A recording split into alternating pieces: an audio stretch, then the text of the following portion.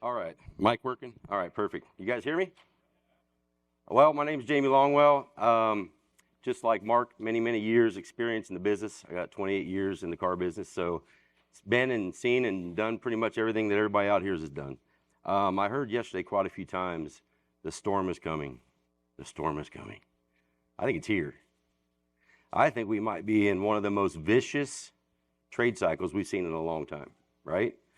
How many of us have bought cars in the prior to COVID or during COVID, actually, and made a mistake? Anybody? How easy was it to get out of that mistake in the last few years? Pretty easy. Customers were paying whatever we wanted, right? If you think about it.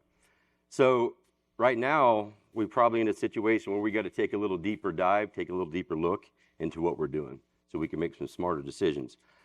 So our pricing and appraisal strategy is kind of really tricky and ever changing, especially right now. It can be really difficult to kind of follow a plan. It can be very easy to make mistakes if we don't take really a deeper dive and a closer look to what we're doing. With VINCUE, we're able to see a clearer picture and stay in front of today's market conditions. And inside VINCUE, we really give you an enhanced lens, a really big lens to take a deeper dive and look into your market to really help you make better decisions when it comes to acquisition and appraisal. Got a little quote here for you by Henry Ford. No need to read it. You guys have seen that before. So first thing I want to look at through that lens is really take a look at a different way to look at your competitive set. And to talk about first, we have a detail slider inside of VINCUE that's really going to help you take a closer, deeper look into what's going on with your market. Once you click that detail slider, as you can see where the arrows are pointing, you guys have probably seen this already. We got some red numbers here with some lines through it.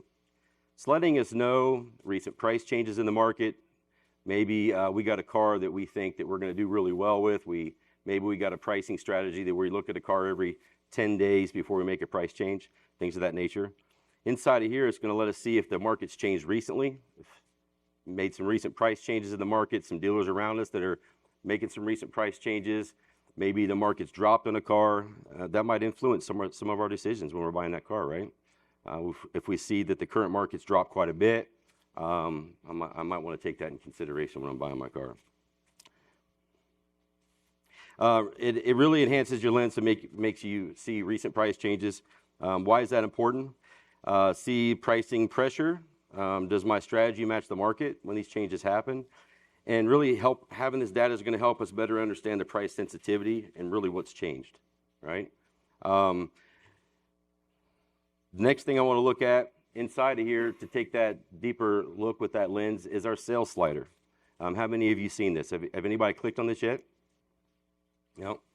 So inside of here, I'm going to be able to see recent sales. Another reason to take a deeper dive is my market changed. If you can see an example here, if I got some cars in the market that previously been selling 4, 5, 6, 7, 10 days, and I look up and look at everything else that's out there, and the average age in the market's 20, 30 days, I probably got to take that in consideration. Market might be slowing down on this vehicle. Maybe the prices have dropped.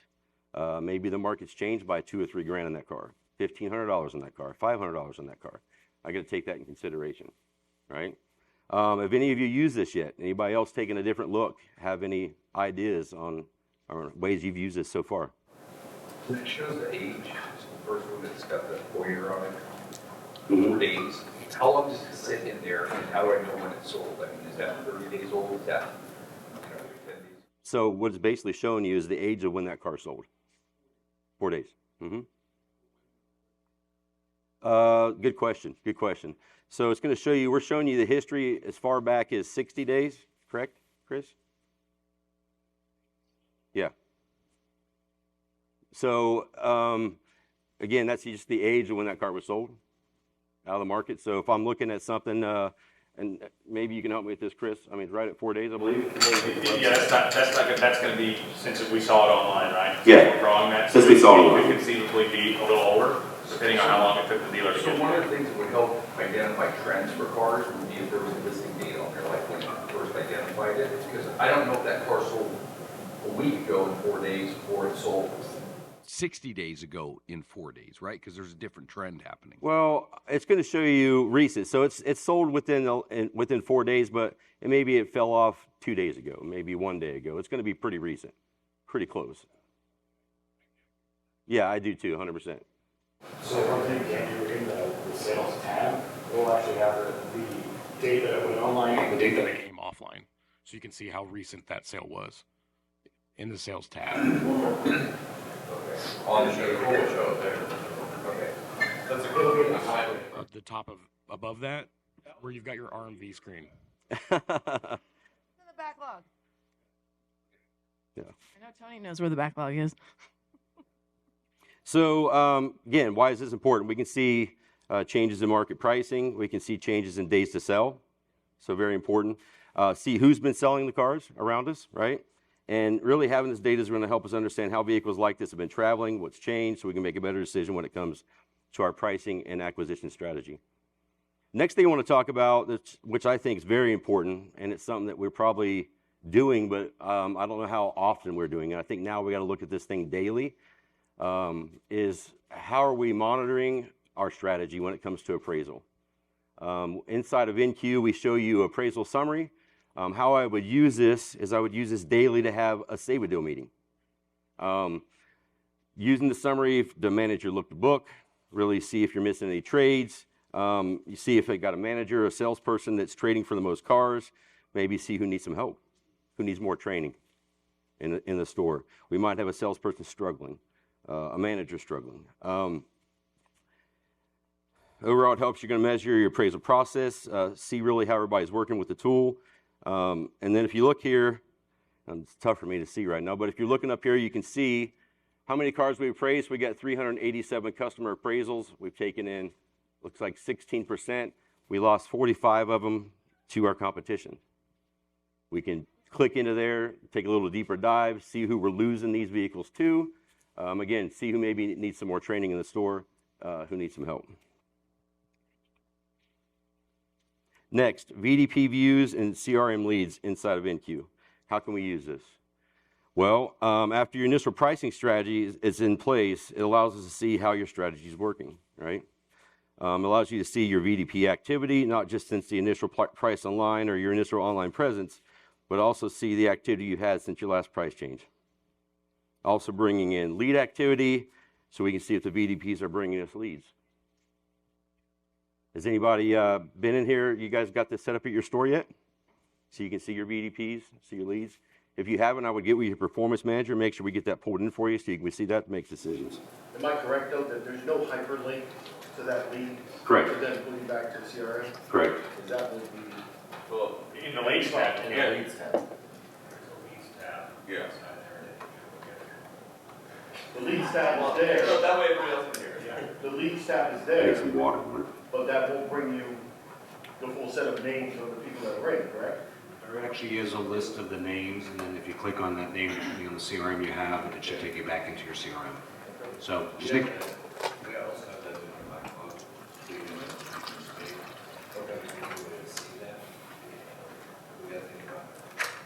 do have to go back into the unit, hit the leads tab, and then you should be able to see that listing of all those leads by individual. Click on it, and if it, just get with your PM and he'll show you. But great thing to have, be able to click through straight into your activity. Yeah, for sure, 100%. Sorry, I needed a drink of water there. But again, this is really important. If I'm going to look at pricing a vehicle or making some price changes, as you can see in the examples here, if I get a vehicle that I'm getting a bunch of VDP activity on, but I'm not getting any leads, I need to take a little deeper look, right? Maybe I've got some problems online with my merchandising. Maybe I need to get some photos on the vehicle. I still don't have that yet. But if I got a vehicle that I'm getting a lot of leads on, maybe that car is not a price change. Now I'm going back into my CRM, figuring out why I haven't sold the car, things of that nature. Some examples. My vehicle's getting over 3 VDPs per day, and it's priced appropriately. Why am I not seeing any leads? It'd be a great time to go look at the VDP, look through the customer lens. Maybe something's wrong in one of your photos, something you missed. Somebody's seen something that's turning them off. Maybe you have just very few photos or just poor quality photos, right? My vehicle's not getting any VDPs or very few VDPs. Why? Well, maybe the price has jumped since your initial strategy due to changing market conditions. Maybe you just don't have any photos yet. Or you could be missing some valuable information that's going to ensure you're showing up in filtered searches. No exterior collar, no interior collar, maybe missing some major options and equipment that are important. If somebody filters that out, I don't know how many of you go out and inspect that online and look at your third parties. I highly recommend you do that, especially how third parties sort and filter. If I'm looking at a vehicle, if I'm looking at my cars online and I've got multiple that are missing color, exterior color, and somebody filters down to that, I'm probably not going to show up, right? Or does my factory color not match how it shows up on Car Gurus, Auto Trader, things of that nature, and it's not being caught? So there's a lot of things to look at there. Lastly, I want to talk a little bit about re-engage. This is some of you might have already seen this. If you haven't, make sure you talk to your performance manager so he can go over this with you when you get back to the store. But re-engage feature in VinCue is really going to allow you to see any lead activity on a current vehicle in inventory or any recent acquisitions. And why would this be important? It's going to allow you to really re-engage with your customer and all the leads looking for a vehicle that's in your inventory or maybe that recent acquisition. It allows you to work with your VBC buying team as well to really build a buy plan or a shopping list based around it. If I get a ton of leads on a unit that I only have one of or one that just sold, I probably need to get out there and replace that car, right? Got a lot of activity. This is going to help you see that. It's going to help you understand that. Again, work with your buying team, your VBC. Being able to re-engage with these leads and customers is really going to help ensure that nothing's falling through the cracks. We're capturing our deals faster. We can see any of those, any more market changes. As you can see the example here, we got a vehicle we're getting a ton of activity, ton of leads on. Just to give you a quick little synopsis of that. So you can click at the top. You can re-engage with all these customers one time and hit them all up and let them know that, hey, I got this vehicle sitting here. They might have maybe looking at it last week, 2 weeks ago, kind of fell out of the market a little bit. Now we're getting back in front of them with this car. Or we can go through these individually, reach out to these customers, see if they're still interested, see if they're still looking. Again, another reason to get with the buying team. If I know that I've got customers to put into a vehicle before I go out and buy it, it's going to help me make a little better decisions when I'm buying that car, right? A little easier to pull the trigger, maybe even pay a little bit more to ensure that I get it. Any questions on that? Just a quick little recap. Appraisal and pricing strategy can be really tricky in today's ever-changing market that we're in. And by looking through the enhanced lens inside of VinCue, it's really going to allow us to make smarter decisions when it comes to our acquisition and pricing strategies. And then managing by activity. As Chris likes to say, it's very important. Through VDPs and lead counts, we're really ensuring that we're focused and dialed in on what the customer is telling us or not telling us by the amount of clicks that we're getting. And using that re-engage feature inside of VinCue really just ensures that we're all going to be seen and getting leads and make sure that they don't fall off and they go unnoticed. It's going to allow us to re-engage with multiple opportunities with just one click and also have more information to build a better buy plan and acquisition strategy. Any questions? All right, next I'm going to pass it on to Dan Riggs. Thank you, Dan.